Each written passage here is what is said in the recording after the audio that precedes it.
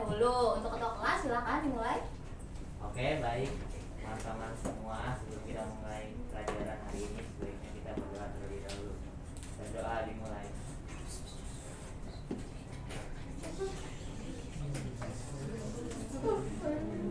Berdoa selesai, memberi salam. Assalamualaikum warahmatullahi wabarakatuh.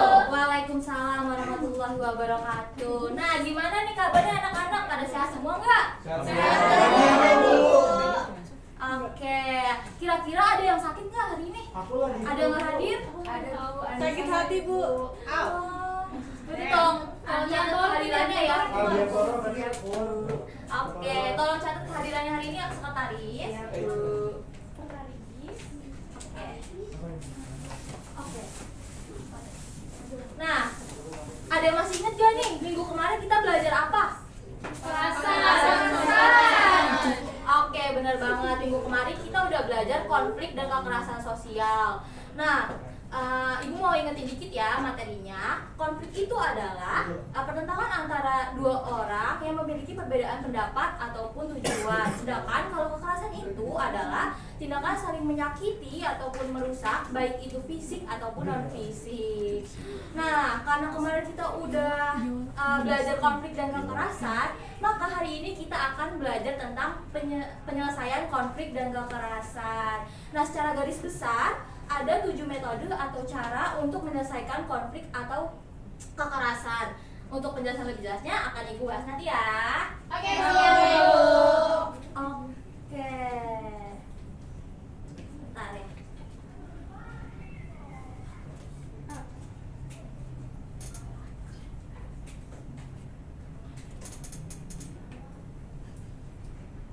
Oke. Sebelum masuk ke pembelajaran lebih jauh, Ibu akan membacakan tujuan pembelajaran hari ini. Yang pertama yaitu ada peserta didik mampu memahami metode-metode penyelesaian konflik dan kekerasan beserta karakteristiknya dengan baik. Yang kedua yaitu peserta didik mampu mengidentifikasi efektivitas penerapan dari berbagai metode penyelesaian konflik dan kekerasan. Dan yang terakhir yaitu peserta didik mampu menerapkan strategi penyelesaian konflik dan kekerasan secara baik dalam studi kasus maupun situasi nyata. Selanjutnya itu ada proses sosial. Nah, kira-kira di sini siapa yang mau bantuin Ibu buat bacain slide ini? Sultan? Aku. Oke, boleh kamu silakan. Jadi ada proses sosial dan secara sosiologis proses sosial dapat berbentuk proses sosial yang bersifat menggabungkan asosiatif proses dan proses sosial yang mencerahkan disosiatif proses. Proses sosial yang bersifat asosiatif diarahkan pada terwujudan nilai-nilai seperti keadilan sosial, cinta kasih, keadilan, dan sebaliknya, proses sosial yang bersifat disosiatif mengarah pada terciptanya nilai-nilai negatif atau asosial seperti kebencian, permusuhan, egoisme, kesombongan, pertentangan, dan perpecahan. Pintar banget. Terima kasih Aura. Nah, kalau Ibu tanya nih, kalau kita mau menyelesaikan konflik dan kekerasan itu kita harus pakai proses sosial yang bersifat apa? Betul, pintar banget. Nah, selanjutnya ada metode penyelesaian konflik. Yang pertama ini ada metode konsiliasi. Nah, metode konsiliasi adalah metode penyelesaian konflik atau masalah dengan mempertemukan kedua pihak yang sedang berselisih guna mencapai perdamaian. Dengan bantuan dan metode ini membutuhkan bantuan orang ketiga atau yang biasa disebut dengan konsiliator. Nah, konsiliator ini mempunyai wewenang untuk memberikan pertimbangan-pertimbangan kepada pihak-pihak yang berselisih. Tapi ya pihak-pihak yang berselisih lah yang harus memutuskan gimana mereka akan berdamai. Nah, yang kedua ini ada mediasi. Nah, mediasi ini cara menyelesaikan permasalahan sama kayak konsiliasi saat tadi. Butuh orang ketiga juga atau biasa disebut dengan mediator.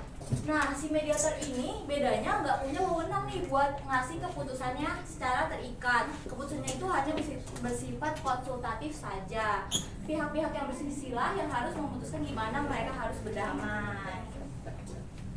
Oke, selanjutnya ada arbitrasi. Nah, arbitrasi itu adalah penyelesaian sengketa melalui pengadilan dengan hakim sebagai pengambil keputusan. Nah, keputusan hakim ini bersifat mutlak atau harus ditepati oleh seluruh pihak.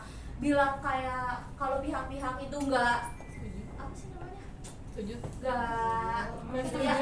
Ya itu dia bisa mengajukan banding ke pengadilan yang lebih tinggi.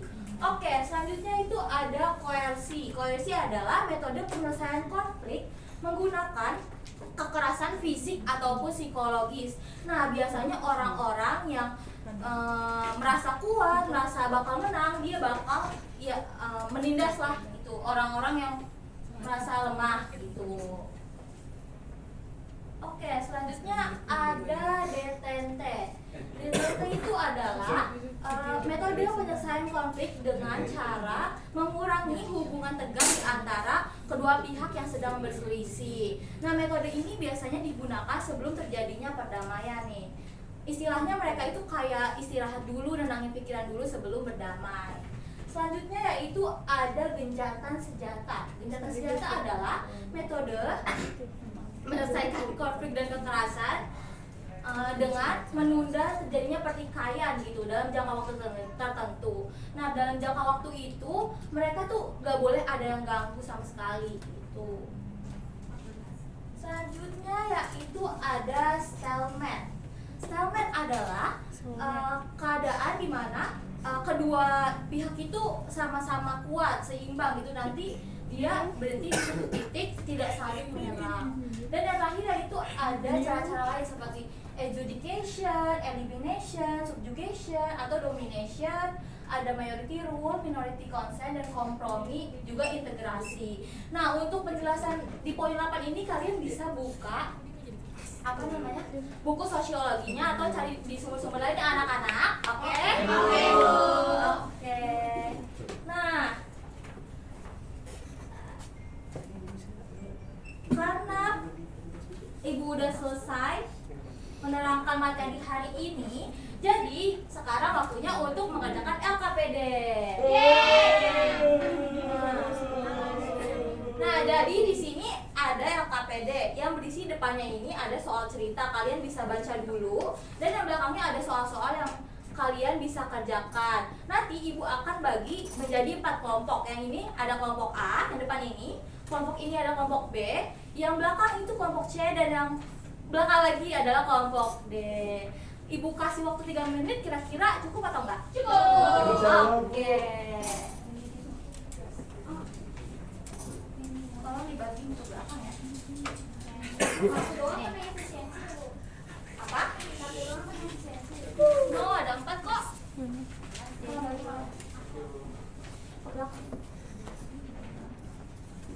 Oke. Udah kebagian semuanya kan ya anak-anak? Udah. Oke, silakan kerjakan dulu ya. Oke, Bu.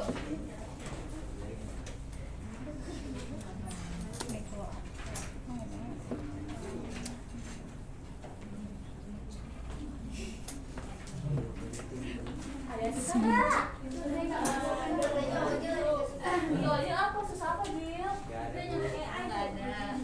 Cici ada yang susah nggak? Ibu mau WhatsApp buka ibu. sekolahnya di mana? Ada yang susah nggak, Maya? Ih, gampang banget ini mah, Bu, ya Allah. Serius? Keren banget nih. Somse. Ini yang susah nggak? Alhamdulillah, Bu, semuanya lancar. WhatsApp ibu. Oke.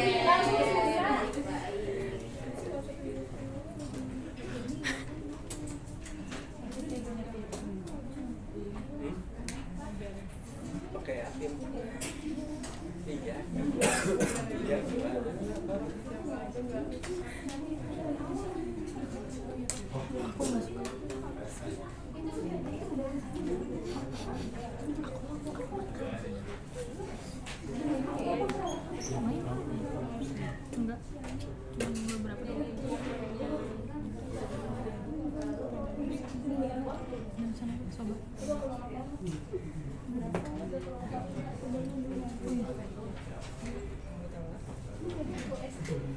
Udah pada selesai belum anak-anak? Sudah.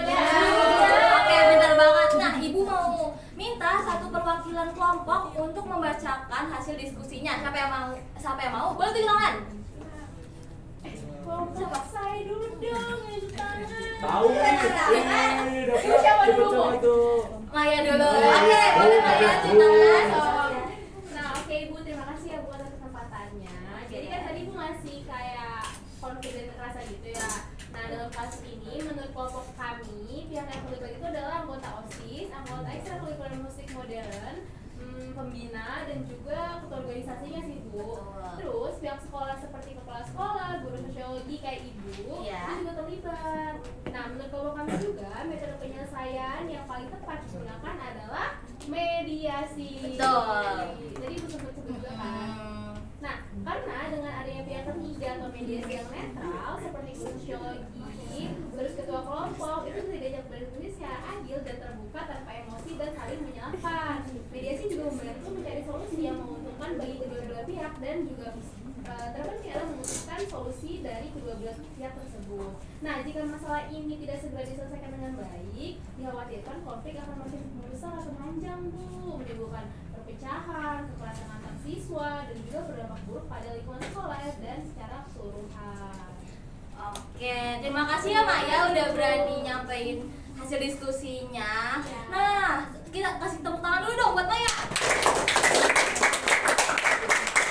Oke, nah kira-kira ada nggak ya yang mau nanggepin dari hasil diskusinya Maya? Boleh tepuk tangan.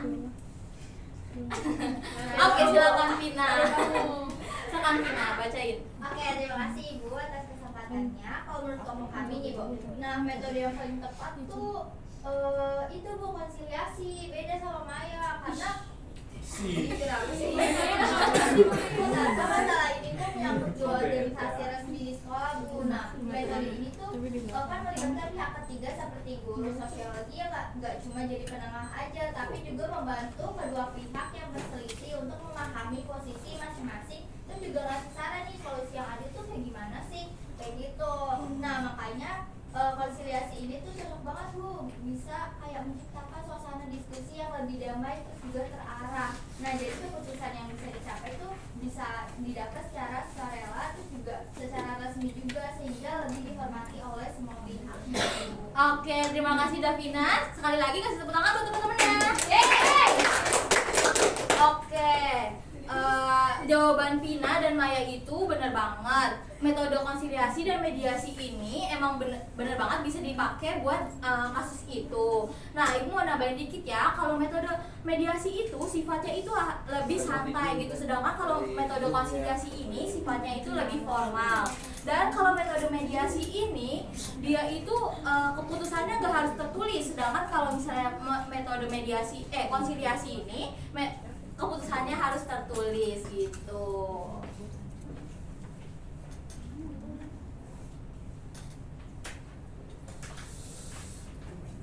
Oke. Karena materi hari ini udah selesai dan udah ngerjain AKPD juga, jadi Ibu mau minta satu orang untuk merefleksikan atau menyimpulkan materi hari ini. Yang mau boleh tepuk tangan. Aku mau. Boleh. Jadi karena materi pembelajaran hari ini saya jadi paham kalau mediasi dan konsiliasi itu beda Bu. Dan tiap konflik itu bisa diselesaikan dengan metode yang berbeda juga sesuai dengan konflik yang terjadi. Metode penyelesaiannya juga beragam, ada metode mediasi, konsiliasi, arbitrasi, koreksi, detente, gencatan senjata, dan yang terakhir ada stalemate. Betul banget, terima kasih Indah. Oke, sebelum Ibu tutup banget materi ini, Tutup aja nih, tutup aja. kita Ibu mau ngasih oleh-oleh sedikit dulu nih, yaitu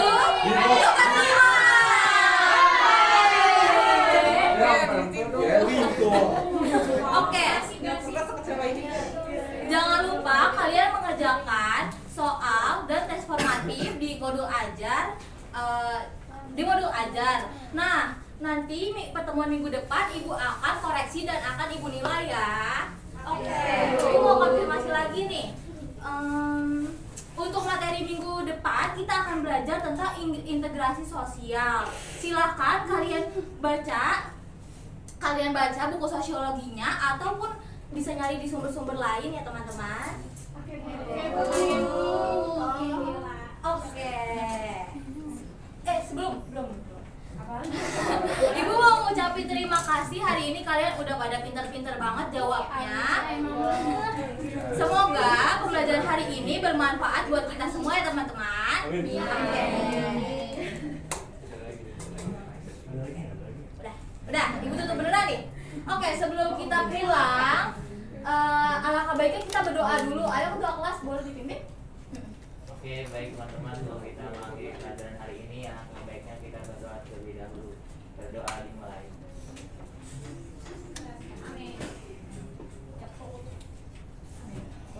Berdoa selesai, memberi salam.